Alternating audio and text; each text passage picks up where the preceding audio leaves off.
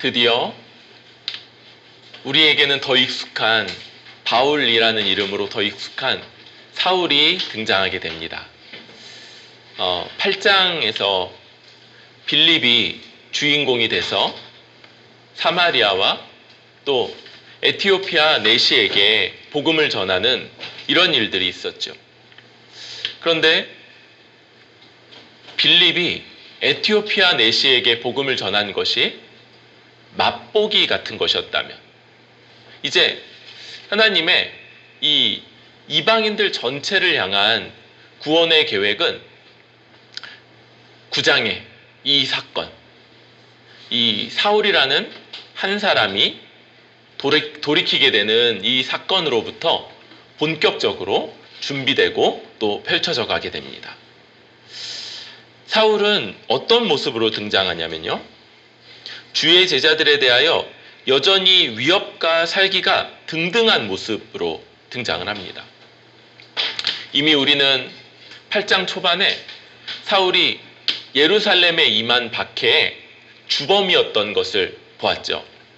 사울은 스데반이 죽고 나자 아주 열심을 내서 예루살렘에 있는 모든 신자들을 박해했고, 그들은 큰 아픔과 슬픔을 겪으면서 뿔뿔이 흩어지게 되는 그런 일들을 겪게 됐죠. 그런데 여전히 사울은 이것이 하나님 앞에 자기가 감당해야 될 사명이라고 여겼다고 말씀드렸죠. 저 이단, 하나님이 저주한 자를 구원자라고 부르는 저 하나님을 모독하는 이단들을 없애는 것, 그게 자기의 사명이고 자기의 부름받은 그런 일이다라고 여기면서 지금 예루살렘에서 아마 찾을 수 있는 모든 신자들을 찾아서 다 박해를 한 것 같아요. 그러자 다메섹, 다마스커스라고 하고요, 예루살렘으로부터 약 이 북북동쪽 방향으로 216km 떨어져 있는 그런 도시입니다. 216km. 지금으로 보면 그렇게 안 멀다 싶기도 하지만요, 굉장히 험한 길을 걸어가야 되는, 물론 이제 로마 시대이기 때문에 대로들이 연결되어 있는 면도 있지만, 그러나 여전히 아주 먼 길을 가야 되는 그런 어려운 여정인데, 그것을 회당에서 다메섹 회당에 모이는 사람들을 예루살렘으로 잡아가고자 하는 그런 것을 가지고 지금 가고 있는 길인 것이죠. 물론 이 사울이 로마 당국의 권한인 사형 집행을 막 할 수는 없었을 거예요. 그런데 회당에 모인 사람들, 그러니까 유대교 신자들에 대해서는 저 유대인들 공동체의 최고 법 집행 기관인 사내드린 공회로부터 받은 저런 문서들로, 공문으로 잡아갈 수 있는 그런 권한이 있었던 것 같습니다. 감옥으로 끌고 가고 고문하고 신문하고 이런 것들이 가능했겠죠. 이런 사울의 이 모습은 구약의 몇몇 인물들과 겹치는 면이 있어요. 비느하스라는 아주 유명한 인물이 있죠. 이스라엘 백성들이 음행하는 죄를 지었을 때 하나님께서 직접 그들을 벌하시려고 했었어요. 그런데 비느하스라는 이 제사장인데, 그가 창을 들고 음행하는 남녀를 한 번에 꿰뚫어 버리는 이런 분노를 그가 이제 내세우게 되죠. 그 분노, 그걸 비느하스의 열심이다 이렇게 표현했는데요, 그걸 보시고 하나님이 하나님의 심판을 비느하스가 내 대신 했기 때문에 내가 온전히 진노를 쏟지 않겠다, 이런 모습을 보였던 거죠. 그러니까 사울이 어떤 모습인가가 좀 이해가 되는 거죠. 그는 자기가 이해하는 바를 통해서 하나님을 영광스럽게 하고 또 하나님의 뜻을 이루고자 하는 그런 열심을 갖고 있었던 것. 그런데 이제 완전히 방향이 틀렸던 거죠. 그렇게 해서 다메섹에 굉장히 가까이 갔을 때 그에게 빛이 임하고 또 목소리가 들리는 이런 일들을 경험하게 됩니다. 빛이 사울을 둘러싸게 돼요. 지금 이 빛이 비추었다 할 때 이 단어가 한 지역, 한 범위 전체에 그런 빛이 발하는 그런 일들인 거예요.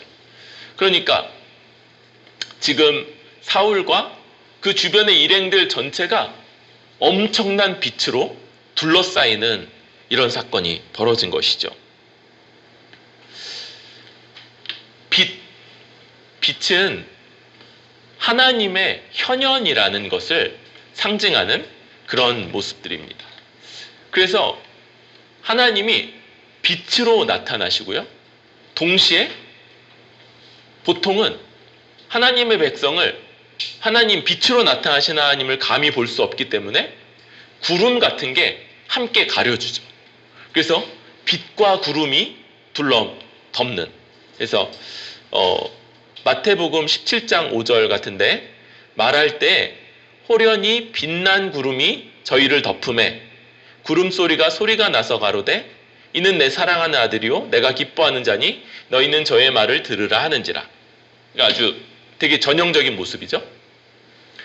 큰 빛이 임하고 동시에 그 빛으로부터 그 백성을 보호하는 구름이 함께 임하고 그 가운데 음성이 나타나는 이런 장면.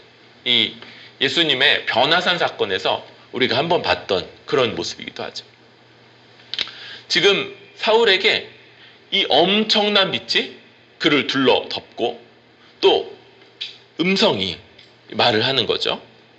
사울아 사울아 내가 어찌하여 나를 박해하느냐. 사울은 예수님을 직접 만난 적이 없어요. 사울이 맞닥뜨렸던 건 사도들과 스데반과 교회였죠. 교회. 지금 이 예수님이 자기 자신과 자기에게 속한 공동체, 곧 교회를 자신과 동일시하는 그런 모습을 보이시는 것이죠. 그럴 때 사울은 이렇게 말하죠. 주여 누구시니까? 지금 이 빛만 가지고도 사울은 지금 자기에게 나타난 존재가 신적 존재라는 걸 알고 있는 거예요. 우리 성경에서 영광의 하나님이 아브라함에게 나타나셨다 그럴 때 한 번도 본 적도 없고 한 번도 경험한 적이 없어도 이런 신적 존재 혹은 영적 존재가 탁 나타나면 그냥 이건 그냥 알게 되는 거예요. 아주 본능적인 그런 모습이죠. 그래서 누군지는 몰라요. 주여 누구십니까? 이렇게 묻죠. 그럴 때 나는 내가 박해하는 예수라 라고 답하는 거죠. 이 사도 바울이 나중에 이제 이름이 바울로 이렇게 불리게 되죠. 사울이 처음으로 예수님을 만나는 장면입니다. 이 빛 가운데 나타나신 예수님. 사실은요, 이 다른 12사도들은 예수님과 3년간을 같이 다니면서 예수님께 직접 가르침을 받았죠. 또 과외가 있었지 않습니까? 부활하신 다음에 성령 오시기 전에 40일 동안을 함께 하면서 하나님의 나라에 대한 일들을 다 가르쳐 주셨어요. 부활, 하나님 나라가 어떻게 연결되는지 이런 것들. 근데 사울은 좀 달라요. 사울은 구약에 아주 능통한 사람입니다. 우리 이미 봤었죠? 그 사내들인 공의에서 굉장히 지혜롭게 말했던 사람. 가말리엘. 사람에게서 났으면 그가 죽었으니까 무너질 것이고 하나님께로 났으면 사람이 무너뜨릴 수 없을 것이다 라고 말했던 그 가말리엘. 그 아주 유명한 선생이었던 이 가말리엘 문화에서 배웠던 그런 제자입니다. 나중에 드러나지만 로마 시민권자이기도 하고요. 그러니까 그런 사울이에요. 그런데 사울은 십자가에 못 박혀 죽었다는 것, 나무에 달려 죽은 자로서 하나님께 저주를 받아 죽은 자라고 지금까지 믿고 있었죠, 예수님이. 그런데 그 예수가 부활하셔서 영광 중에 임한 주다라는 것, 이것 하나가 추가됐을 때 그의 모든 구약에 대한 이해 가운데 예수님이 메시아다, 하나님께 저주를 받아 죽은 예수가 하나님이 다시 살리시고 그래서 주로 등극하신 영광의 주다라는 이것 하나, 거기서부터 그가 전한 모든 복음이 나온 거죠. 그리고 갈라디아서 2장 같은 데 보면요, 베드로나 야고보나 요한이 전한 복음과 바울이 전한 복음이요, 일치하는 겁니다. 굉장히 놀랍죠. 그러니까 우리는 어떤 것들을 좀 알 수 있냐면요, 구약을 정당하게 잘 배웠다면, 잘 이해했다면 예수가 그리스도시다라는 걸 충분히 알 수 있었어야 되는 거죠. 그러니까 당시 유대인들이 구약 성경에 무슨 문제가 있어서 바리새인들처럼 자기의 신앙에 빠졌던 게 아니라는 걸 알 수 있어요. 지네 잘못이지 그들이 믿었던 구약 성경에 무슨 문제가 있었던 게 아니다. 또 성경 전체가 이런 놀라운 통일성으로 이루어져 있고 구성되어 있다는 것도 알 수 있죠. 구약만을 가지고 모든 복음의 내용들을 이해한 바울과 예수님의 가르침을 직접 받은 사도들이 똑같은 복음을 전했다는 것, 이게 정말 우리에게 있어서 얼마나 놀라운 사실인지 모르겠어요. 어떤 사람들은요, 사도 바울의 대표 서신들, 그래서 뭐 로마서라든지 또 갈라디아서가 말하는 이신칭의와 저기 야고보서라든지 또 공동서신이라고 불리는 부분들에서 많이 강조하는 의의, 거룩에 대한 강조와 또 야고보서의 유명한 말이 있죠. 행함이 없는 믿음은 죽은 것이다 라는 행위에 대한 강조, 이런 것들이 서로 상충된다라고 말하는 그런 사람들이 있는데 맞습니까? 틀립니까? 틀리죠. 그럴 수가 없는 거예요. 이 둘은 완전히 동일한 복음이고 동일한 복음의 다양한 면들을 우리에게 밝혀주는 그런 역할들을 하는 말씀들인 거죠. 그렇게 예수님을 만나고 이제 6절, 너는 일어나 시내로 들어가라, 내가 행할 것을 내게 이를 자가 있느니라. 그래서 시내로 들어가라고 그렇게 명하시죠. 이때 사울이 이 빛 가운데 아무것도 보지 못해서요, 사람 손에 붙들려서 다메섹으로 들어가게 됩니다. 그리고 사흘 동안을 보지도 못하고 먹지도 마시지도 않으면서 지금 이 아주 깊은, 여기서는 기도라고 표현되기도 했는데요, 기도이며 깊은 숙고에 들어가 있는 이런 모습들을 보게 됩니다. 여기까지가 사울의 회심 장면이라고 할 수 있어요. 여러분, 사울이라는 한 인물의 회심이 왜 중요합니까? 오늘날 우리는요, 1차적으로 이런 생각들을 많이 할 거예요. 나의 회심과 사울의 회심은 어떤 면에서 같고 어떤 면에서는 좀 다른가? 나와 내가 예수님을 믿게 된 것과 어떤 면에서 유사한가? 그런 것들을 막 따져보게 되는 거죠. 이런 걸 우리는 한 개인으로서의 사울의 회심, 그리고 회심의 전형적인 모형으로서 사울의 회심을 바라보는 것이라고 할 수 있습니다. 그런 면도 있겠죠. 사울이라는 한 사람 역시도 구원받아야 될 죄인이고 하나님이 은혜로 구원해 주시는 그런 사람이니까 그런 면이 분명히 있을 거예요. 그런데 여러분, 이걸 한 개인의 경험, 개인적인 측면만 강조할 때 우리는 굉장히 길을 잃기 쉬운 거예요. 어떤 것이 우리에게 지도처럼 놓여 있어야 되냐면 하나님의 계획, 하나님의 경륜이라는 어려운 표현도 쓰는데요. 하나님의 마스터 플랜입니다. 하나님이 이 세상에 궁극적으로 어떤 것들을 이루어 가시고자 하는지에 대한 전체 그림. 우리는 이걸 몇 가지로 이야기하게 되죠. 대표적으로 하나님 나라. 하나님이 이 땅에 하나님 나라, 하나님 왕국이며 하나님이 왕으로서 직접 통치하시고 모든 피조세계 전체가 하나님의 통치 가운데 복된 삶을 살아가는 이런 것들을 하나님이 이루어 가신다.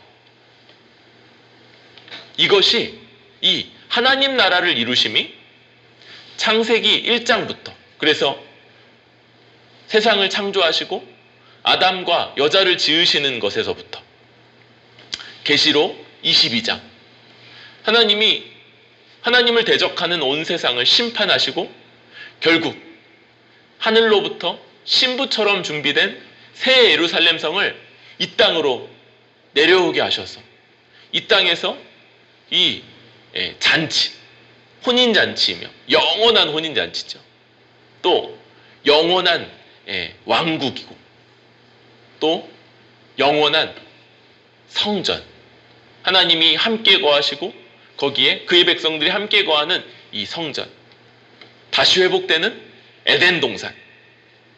이 사실 그 예루살렘 성 본문이 길지가 않은데 거기에 이 구약에서부터 나왔던 수많은 이미지들이 다 들어가 있는 거예요. 그래서 거기는 새로운 에덴 동산이고 새로 회복된 성전이고 새 예루살렘 성이고 하나님과 하나님의 백성들과 함께 마음껏 먹고 마시고 즐기는 혼인잔치, 이런 모든 이미지들로 표현되는 그곳. 이것이 바로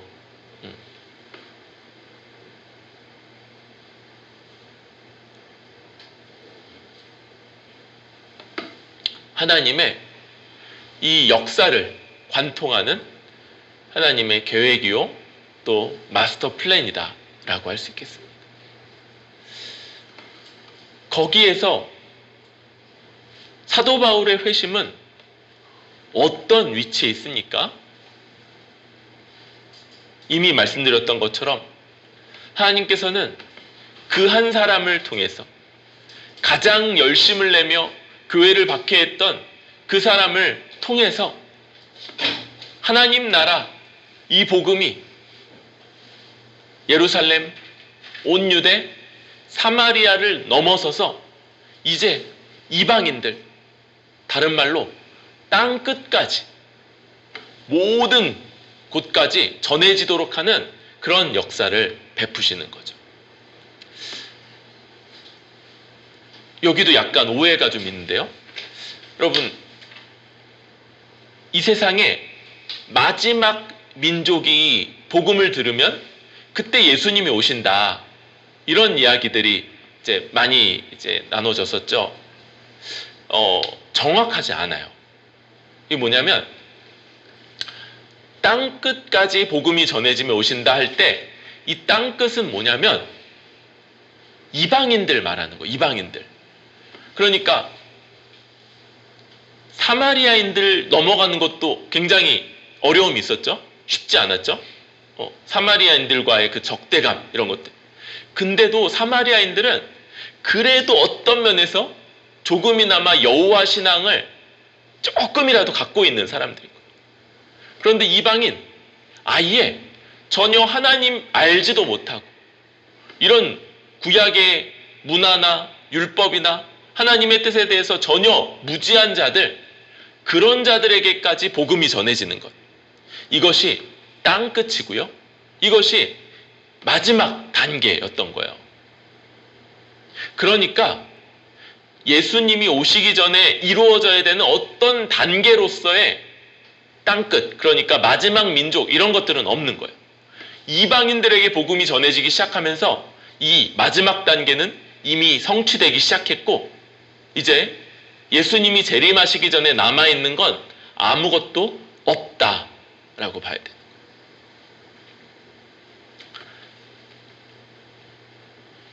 이렇게 이방인들에게까지 복음이 전해지게 하는 것. 이것이 하나님이 사도 바울을 택하시고 이와 같은 특별한 방식으로 구원하신 그런 이유라고 할 수 있습니다. 여러분, 우리는 사도 바울의 회심을 나의 회심, 나의 구원과 1대1로 연결시키는 것이 아니라요. 하나님의 구원 계획 속에 사도 바울의 회심이 아주 중요한 위치를 차지하고 있었다는 거예요. 여러분, 우리는 어떻습니까? 하나님의 이 계획 속에 하나님 나라를 이루시고 새 예루살렘 성이고 새로운 성전이고 새 에덴 동산이며 새로운 끝나지 않는 혼인잔치인 이 하나님 나라를 이루시는 일에 그 계획 속에서 우리를 부르시는 거예요. 우리는 한편으로는 그 계획의 수혜자들로서 불러주셨으니까 이제 우리가 혼인잔치에 참여해서 함께 먹고 마시고 즐기고 주와 함께 영원히 함께 거할 자들로 부름받는 것인 동시에 또한 우리도 이 하나님의 계획에 함께 동참하는 자, 이 계획을 위해서 함께 일하는 자로 부름받는다는 것이죠. 여러분, 우리 삶을 통해서 어떻게 이 하나님 나라를 이루시고자 하는 계획이 진전되고 있는가? 이 지점에서 바라봐야만 하는 거예요.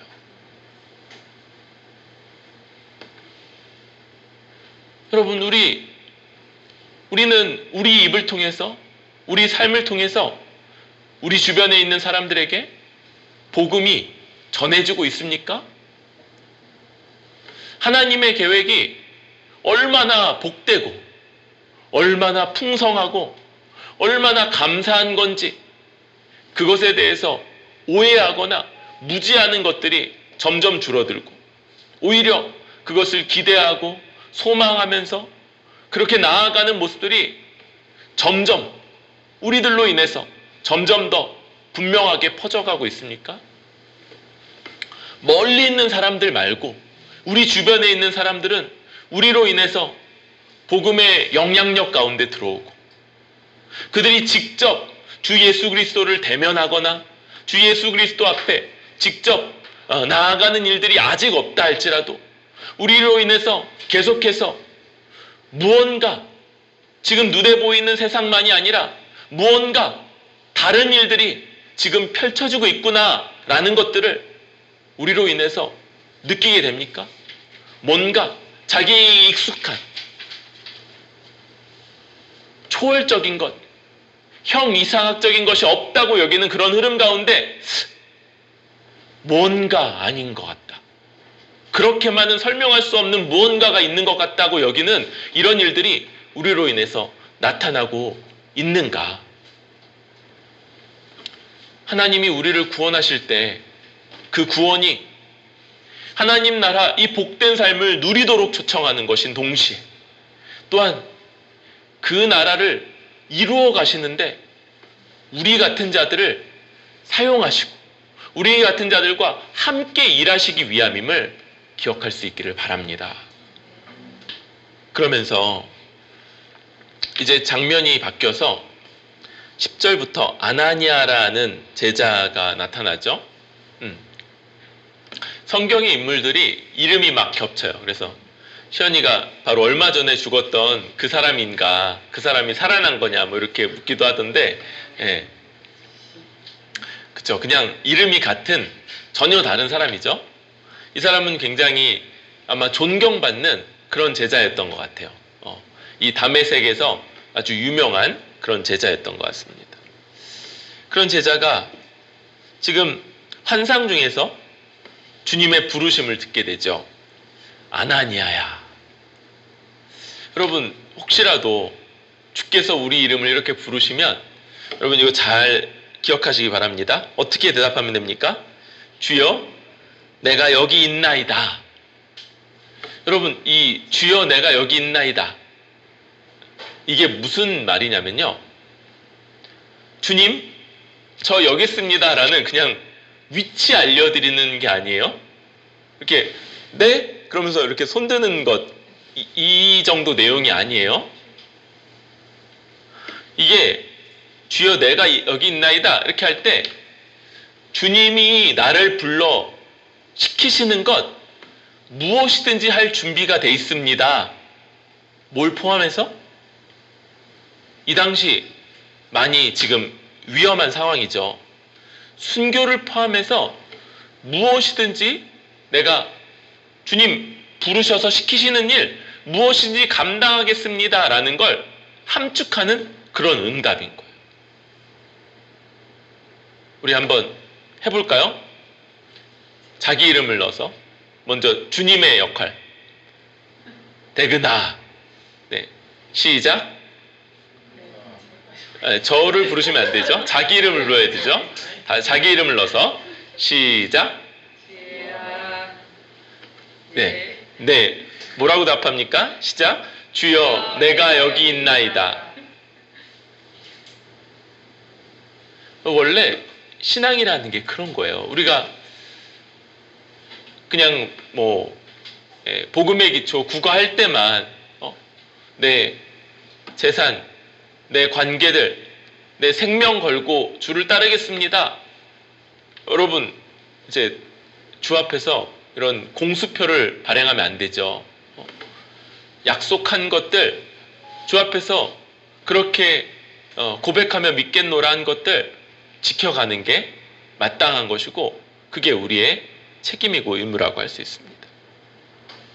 이렇게 예수님이 아나니아에게 나타나시고 아나니아가 주여 내가 여기 있나이다.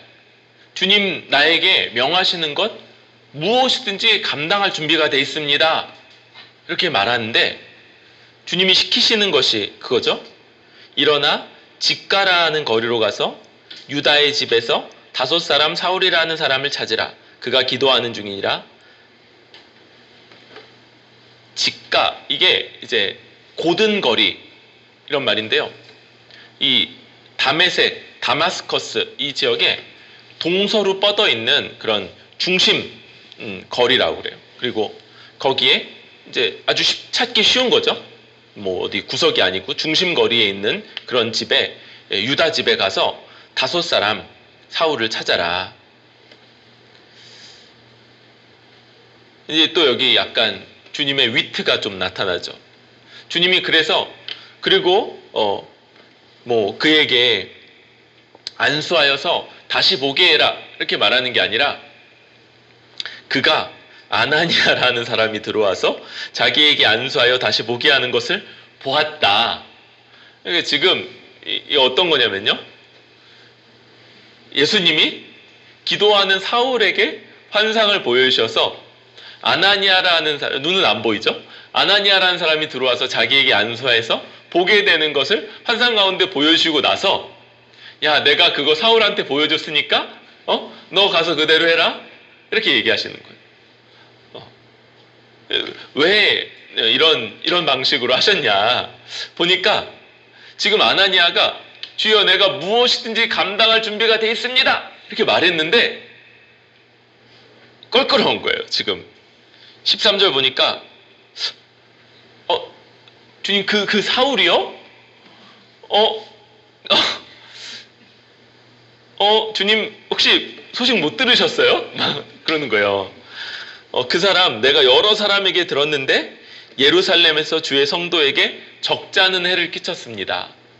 또 여기도 온 목적이 주의 이름을 부르는 모든 사람을 결박할 권한을 대제사장들에게 받아서 지금 잡아가려고 온 거라고 내가 들었습니다.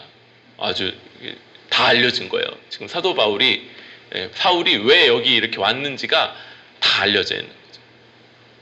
뭐든지 하겠노라고 했는데 근데도 지금 이 사울이 행한 일들이 아나니아에게 아주 껄끄러운 그런 일인 거죠.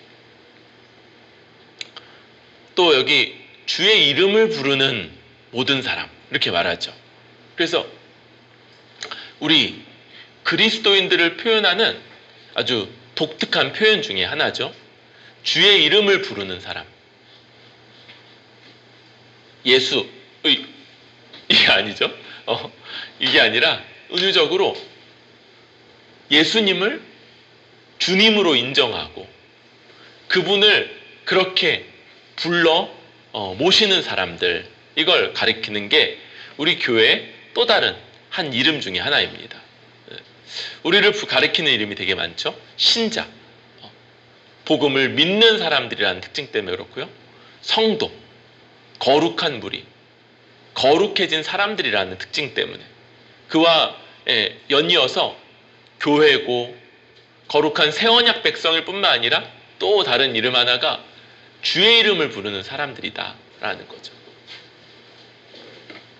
그런 우리들, 그런 아나니아에게 예수님이 대답하시죠. 우리 15, 16절 읽도록 하겠습니다. 시작.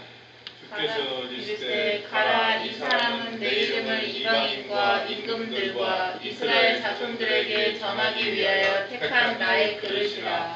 그가 내 이름을 위하여 얼마나 고난을 받아야 할 것을 내가 그에게 보이리라 하시니. 사울의 사명, 사울이 아나니아가 아는 것은 대제사장들의 명을 받들어 주의 이름을 부르는 모든 성도를 잡아가는 것이 그의 목적, 사명이었는데, 아나니아가 아는 것. 그런데 주께서 그의 사명을 바꾸시는 거예요. 이제 주가 택한 그릇, 이 도구라는 표현인데요. 특정한 임무를 수행할 어떤 기능, 역할을 가진 그런 사람을 은유적으로 가리킬 때 이 그릇, 도구 이렇게 말을 합니다. 근데 그가 어떤 사명을 맡냐면요. 이방인, 임금들, 그리고 이스라엘 자손들에게 복음, 주의 이름을 전해야 될 사람이죠. 주의 이름은 복음을 말하겠죠.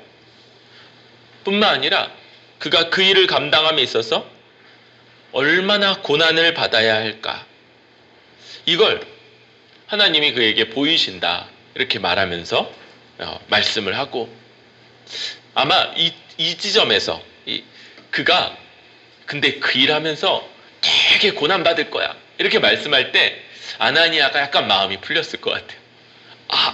그래요? 아, 그렇군요. 그럼 뭐 제가 시키시는 대로 가야죠. 뭐 그러면서 아마 가지 않았나 이런 생각을 합니다.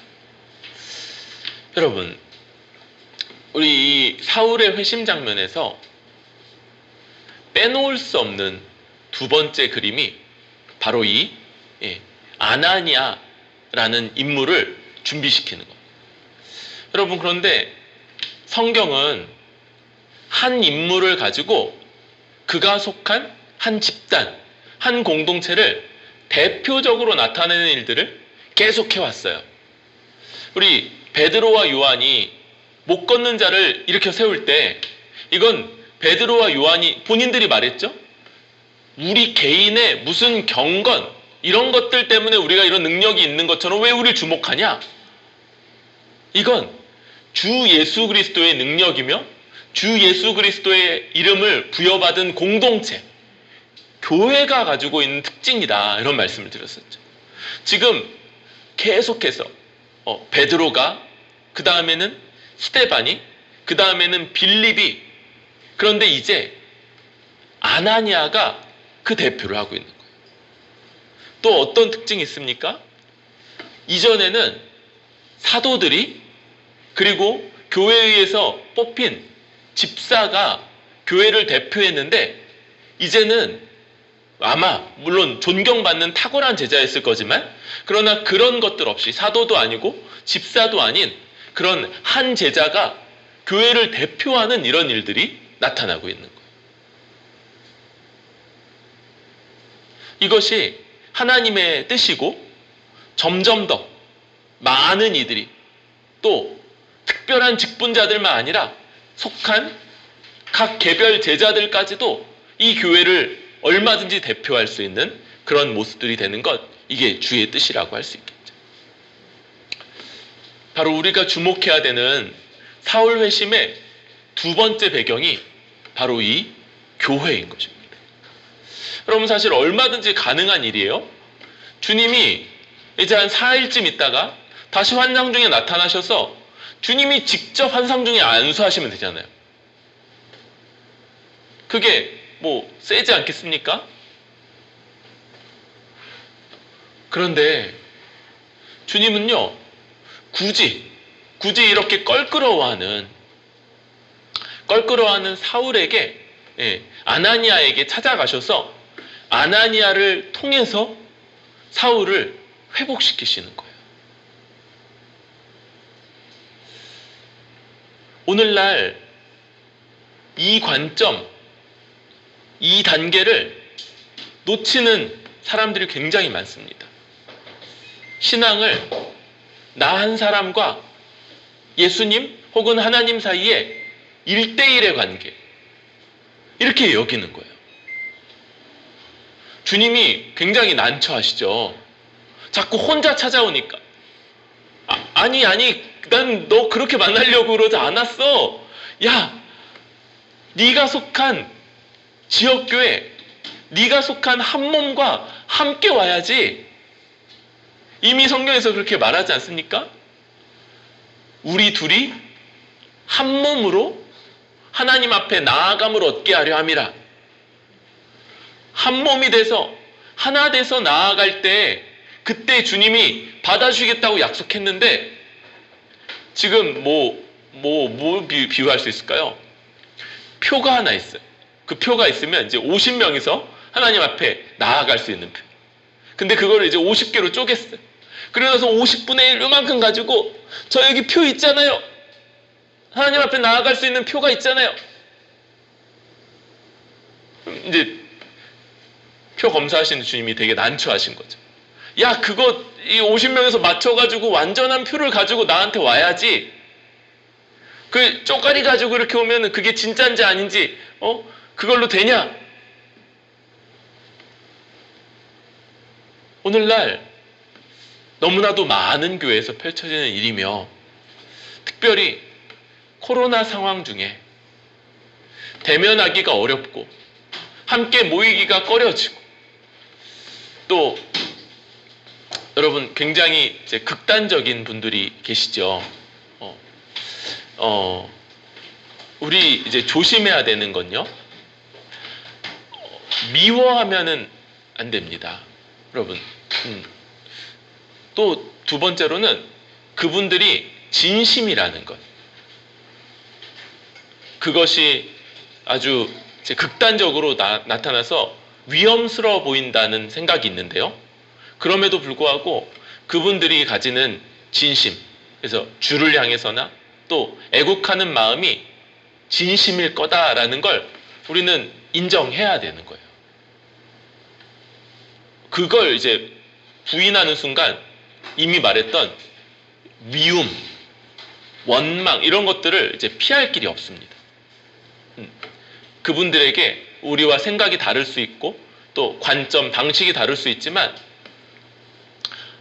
주를 향해서 또 나라를 향해서 진심이다, 진심으로 사랑한다, 이런 것들을 인정을 해야 되겠죠. 그런데 이제 표현 방식이나 또 그런 것들을 이제 대응하는 이런 것들이 너무 도를 넘어선다, 이런 생각들도 합니다. 그러다 보니까 이제 우리 같은 입장에서는 더 많이 좀 위축되는 면이 있죠.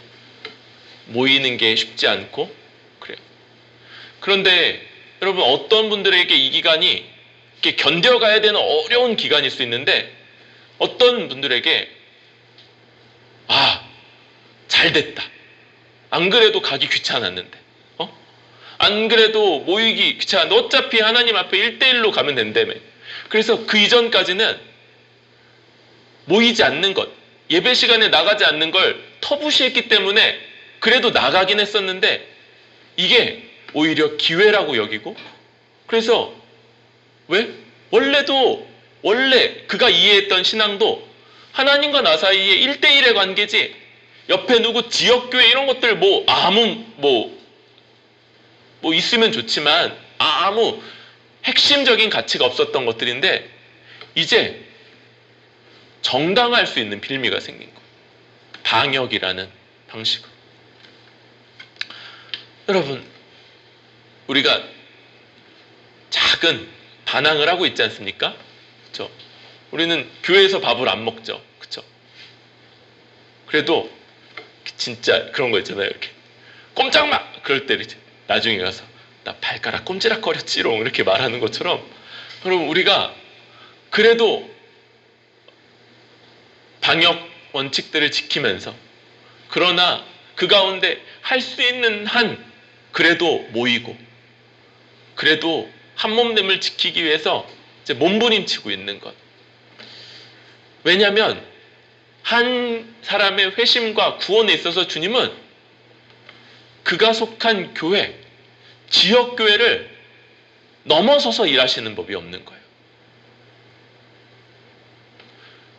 그 지역교회가 주 앞에서 주님을 배반했고 주님의 명백한 가르침들을 훼손한 그런 교회라는 이름을 주께서 옮기신 때, 계시록 말씀을 보면 촛대를 옮기시기 전까지, 주님의 판단이 있기 전까지 우리는 그 교회를 교회로 인정하면서, 그리고 그 교회를 통해서 나를 돌보시고 회복시키시고 구원하시며 모든 유익을 베푸신다는 것을 인정하면서 그 교회를 통해서 힘써 살아가는 것.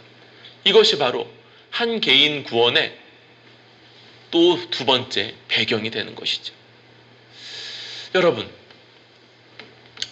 우리는 이 코로나로 인해서 여러 가지 이 대면 교제가 어려워지는 상황 속에서 그 가운데 어떻게든 방법을 찾고 또 어떻게든 길을 열어가야 될 것 같습니다. 다른 한편으로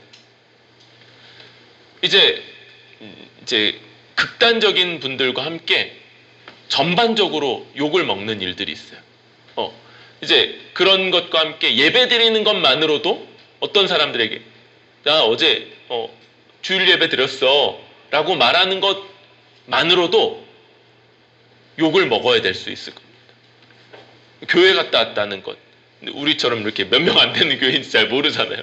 교회 그러면 다들 그 TV에 나오는 그런 교회들만 생각하니까. 근데 그때 여러분, 다른 한편으로 우리 사명이요, 고난 감당하는 거예요. 고난 감당하는 거예요. 이건 사울에게만 독특하게 내려진 것이 아니라 그에게 독특하게 내려진 것이죠. 그는요, 이루 말할 수 없는 고난을 당하는 그런 사명을 받았어요. 얼마나 고난받아야 될지를 내가 그에게 보여줘요. 주님이 이거는 아나니아를 통해서 설명될 수 있는 정도의 것이 아니에요. 그런데 우리는 사도 바울과 같은 고난이었으면 약간 우리 그런 고난 받는다 그러면 약간 되게 망설였을 텐데, 우리는 그런 건 아니지만 우리에게도 당면한 고난들이 다 있는 거예요. 각자 감당해야 되는 십자가가 다 있고요. 이것은 사실은 교회가 함께 짊어져주는 부분이 있지만 그 개인이 짊어져야 되는 면이 있게 되죠. 그래서 두 가지 짐이 있다고 그러지 않습니까? 함께 짊어지는 짐과 함께 각자가 자기 짐을 짊어져야 되는 이 책임들이 우리에게 주어져 있게 되죠. 이 그림들 가운데 우리가, 하나님이 우리를 구원하시고 우리를 부르시고 하나님 나라의 백성으로 우리를 다듬어 가시는 이 모든 과정들 가운데 교회를 통해서 일하신다. 지역교회요, 그를 불러 한몸 되게 하신 그 교회를 통해서 일하신다는 것을 잘 기억할 수 있길 바랍니다. 특별히 대면 모임이 쉽지 않은 이런 시기 가운데 오히려 이런 시기이기 때문에 많은 사람들이 개인적인 신앙생활을 정당화하는 이 시대 가운데 어떻게든 서로를 돌보고 또 함께하고 또 그렇게 한몸된 교회됨을 지켜갈 수 있는 우리들 될 수 있기를 바랍니다. 이제 아나니아가 사울을 찾아가서 이제 사울에게 만나게 되죠. 우리 17절부터 19절 한번 읽고 말씀을 나누겠습니다. 시작. 아나니아가 떠나 그 집에 들어가서 그에게 안수하여 이르되 형제 사울아 주 곧 내가 오는 길에서 나타나셨던 예수께서 나를 보내어 너로 다시 보게 하시고 성령으로 충만하게 하신다 하니 즉시 사울의 눈에서 비늘 같은 것이 벗어져 다시 보게 된지라. 일어나 세례를 받고 음식을 먹음에 강건하여 지니라. 아멘. 지금 아나니아가 사울을 찾아가서 이제 아주 독특한 호칭으로 사울을 부르죠. 바로 형제 사울아예요. 형제 사울아. 이제 교회 안에서 이렇게 잘 모르시는 분들이 제일 이렇게 닭살 돋는 그 호칭이 형제님, 자매님 이런 거죠. 근데 이제 사실 약간 그렇게 돼요. 우리 뭐 형제 자매 사이에서 형제님, 자매님 이렇게 부르는 명가 어디 있어? 그렇죠? 손 윗사람은 손 아랫사람의 이름을 부르고 손 아랫사람은 손 윗사람을 그 관계로, 그래서 누구 뭐 언니나 누구 누나나 뭐 오빠, 형 뭐 이렇게 부르겠죠.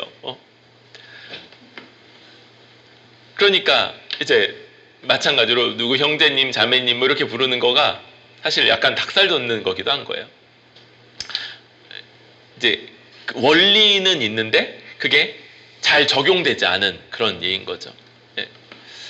우리는 이렇게 형제 자매, 이걸 나의 형제 자매로 대하는 것, 그걸 보이는 거죠. 지금 아나니아가 사울을 자신의 가족이고 자신의 형제고 자신과 같은 교회에 소속된 일원으로 인정하고 있는 걸 보게 되는 거예요. 그리고 그 사울에게 주께서 너에게 나를 보내서 너로 다시 보게 하시고 성령 충만하게 하신다, 이렇게 말씀하면서 그에게 이제 안수하게 되죠. 그럴 때 세 가지 결과가 나타나요. 18절에 사울의 눈에서 비늘 같은 것이 벗어져서 다시 보게 되고요. 일어나 세례를 받고, 세 번째로 음식을 먹으며 강건하여지는 이런 이 세 가지 모습이 나타나게 됩니다.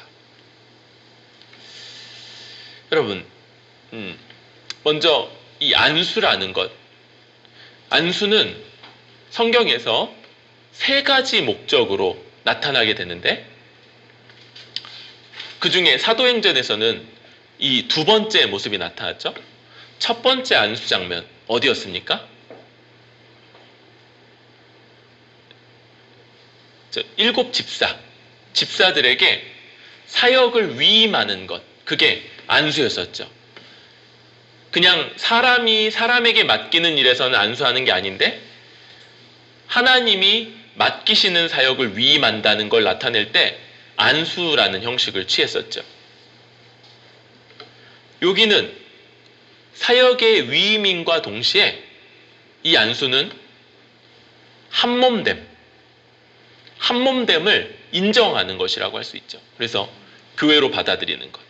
하나는 뭐냐 그럴 때 병 낫기를 위하여 안수하여 기도하라 라는 이런 명령이 있었죠. 그래서 이런 이 병고침을 기원하는 이런 방식으로 안수를 행하기도 합니다. 이런 용도. 그때 지금 여기서는 사역을 위임하는 것임과 동시에 안수하여서 이 교회의 일원됨을 나타내는 것이기도 하죠. 그렇게 할 때 사울에게서 이제 눈이 멀었던 사울이 눈에서 비늘 같은 것이 벗어지면서 다시 보게 되는 일이 있게 되죠. 그럴 때 지금 이 사울의 회심 장면을 관통하고 있는 굉장히 이렇게 중요한 이미지 하나는 빛과 어둠, 눈멈과 다시 보게 됨이라는 것들인 거예요.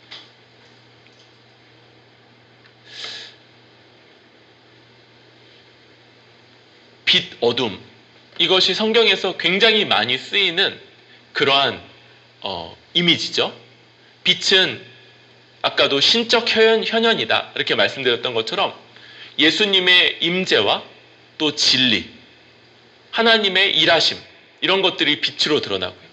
반대로 어두움은 그와 반대되는 것이죠. 그래서 사탄의 역사, 이 세상에 속한 자, 그래서 진리를 알지 못한 자를 나타낼 때 어두움으로 묘사하게 되죠. 사울에게 있어서 눈멈과 다시 보게 됨은 이런 의미를 갖게 되죠. 그는 아주 열정적으로 하나님을, 또 하나님의 영광을 추구하던 사람이었죠. 물론 자의적이었지만. 그런데 거기에서 예수님을 만나면서 눈멈이라는 사건이 발생하게 되죠. 그는 이전에 자기가 보았던 것, 자기가 추구했던 것, 이것에서 눈멈으로 나타나는 무지함, 그것이 완전히 갈피를 잃었음, 어디로 가야 될지 스스로 알지 못해서 다른 사람의 손에 이끌려서 다메섹으로 들어가게 되는 이런 일들이 벌어지게 되는 거죠. 그런데 교회를 대표하는 아나니아가 찾아와서 안수했을 때 그에게 벌어지는 일은 눈이 다시 떠지게 되는 거예요. 여러분, 이것이 비유라면요, 이것이 은유적인 묘사라면, 그렇게 눈을 뜬 사울은 이제 세례를 통해서 교회의 일원으로서 들어오게 되는 겁니다. 그리고 음식을 먹고 강건하여지는 거죠. 이거 그냥 체력이 회복되고 건강해졌다는 얘기가 아니라 이제 하나님의 부르심을 따라 사역할 준비가 됐다는 걸 의미하는 거예요. 일할 준비가 되는 거죠. 이제 일할 사람으로 세워지는 겁니다. 여러분, 사울의 회심이 이 빛과 어둠, 눈먼과 다시 보게 됨으로 묘사될 때, 여러분, 우리는 구원받은 자는 이제 이전에 봤던 것, 이전에 바라보고 있던 것, 이전에 그의 눈을 가득 채웠던 것에서 눈이 멀게 되는 사람이고요. 이제 보게 되는 것, 이제 바라봐야 되는 것에 새롭게 눈뜬 자라고 할 수 있는 것이죠. 그리고 우리가 구원받은 자로서 눈 떠서 우리 눈을 가득 채우며 우리가 주목하게 되는 건 무엇입니까? 세례로 대표되는 교회 안에 속하고 한몸됨을 이루는 것과 이제 주께서 우리에게 맡기시는 일들, 그것을 우리 눈으로 바라보고 주목하고 힘써 살아가는 것, 이것이 바로 참으로 눈뜬 자, 참으로 구원받은 자, 그래서 이전에 못 보던 것을 새롭게 보는 자가 보이게 되는 마땅한 반응이라고 할 수 있겠습니다. 여러분, 한몸됨으로 살아가는 것이 얼마나 중요한지를 반복적으로 말하고 있죠. 또 한 번 얘기하자면, 여러분, 이것만큼이나 이 시대의 흐름, 이 세상의 흐름이며 이 세대에 하나님을 모르는 악한 흐름에 거슬러가는 모습이 없는 거예요. 반대로 이것만큼이나 우리에게 개발되지 않았고 익숙하지 않고 어떻게 서로를 돌보며 한몸됨으로 살아갈지 더 고민해야 될 바가 없는 거죠. 여러분, 이것은 우리가 계속해서 힘쓰고 만들어가고 구현해내야 될 숙제이며, 어느 정도 했다고 이만큼이면 다른 교회들보다 훨씬 낫지 만족할 수 있는 부분이 아니고, 한몸됨으로 살아내는 것이 뭔지를 우리가 이 땅에서 우리 할 수 있는 만큼 구현해내고 고민하고 애쓰고 그리고 우리 다음 세대들에게 맡겨서 이 기초 위에서 더 분명하게 더 온전히 세워갈 것을 우리 계속해서 주님 오실 때까지 더 추구해 가야 되겠죠. 시대가 바뀌고 환경이 바뀌고 상황이 바뀔 때마다 우리 그 가운데서 우리 보통 교회가 이렇게 발빠르지가 않아요. 그래서 막 빠릿빠릿하게 뭘 만들어가지 못하고 상황이 바뀌면 이런 것들을 되게 천천히 움직여가게 됩니다. 그러나 그럼에도 불구하고 끝까지 이것이 우리가 힘써 주목하며 바라보고 추구해 가야 될 바인 것을 알기에 그렇게 힘쓰는 거예요. 또 한 가지, 우리가 이제 강건하여져서 주님 무엇이든지 내게 시키시는 것들 감당하겠습니다 하고 살아가는 것, 이것이 눈뜬 자의 모습인 것이죠. 여러분, 이 일에 있어서 먼저 개인적인 사명을 먼저 앞세우지 마세요. 여러분, 개인주의적인 신앙이 아니라고 말씀드렸죠. 공동체적인 사명이 우선입니다. 보편교회로서의 3대 사명, 예배, 양육, 선교가 우리가 가장 힘써야 될 사명이고요. 그 다음이 지역교회로서의 3대 사명, 힘써 성경적 교회를 이루고요.